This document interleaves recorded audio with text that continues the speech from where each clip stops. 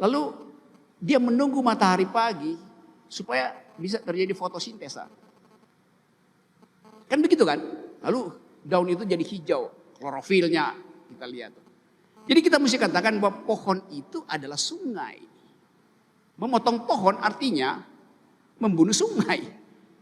Kan itu logiknya mesti kita dapat itu.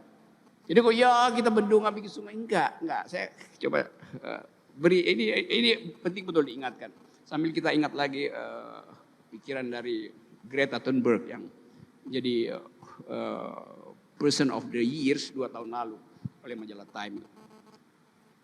Kira-kira sebulan lalu saya datang ke Poso, diundang oleh masyarakat pemelihara lingkungan di situ untuk lihat Danau Tentena.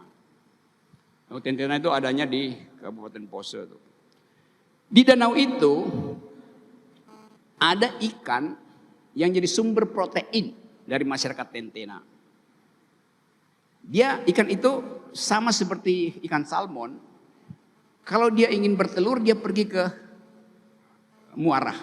Lalu nanti telurnya itu jadi induknya meninggal di muara, anak-anaknya naik lagi ke hulu. Kan salmonnya begitu tuh. Nah, perjalanan ekologis itu sekarang terhalang karena antara danau dan muara dibikin micropower. Dengan logika ini buat kepentingan listrik desa itu. Oh iya, dia ada listrik, tapi dia sekarang kehilangan protein. Karena anak ikan itu nggak bisa menerobos bendungan micropower itu. Jadi kalau kita berpikir ekologis, kita mesti satu paket berpikir bahwa di situ sumber protein yang menghidupi masyarakat Tentena itu.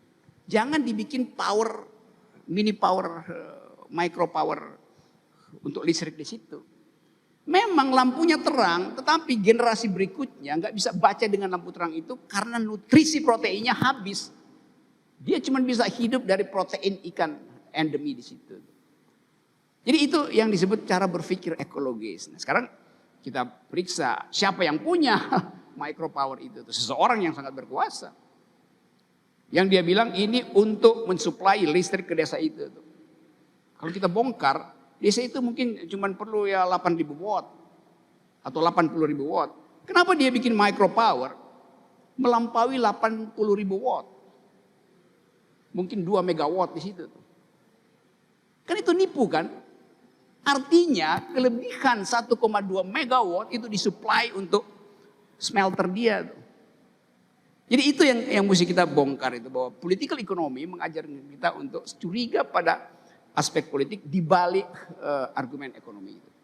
Itu intinya. Selamat Hari Bumi. Yes. Bagus. Berikutnya. Woi, lanjut ya. Iya. Andre. Halo, Cik.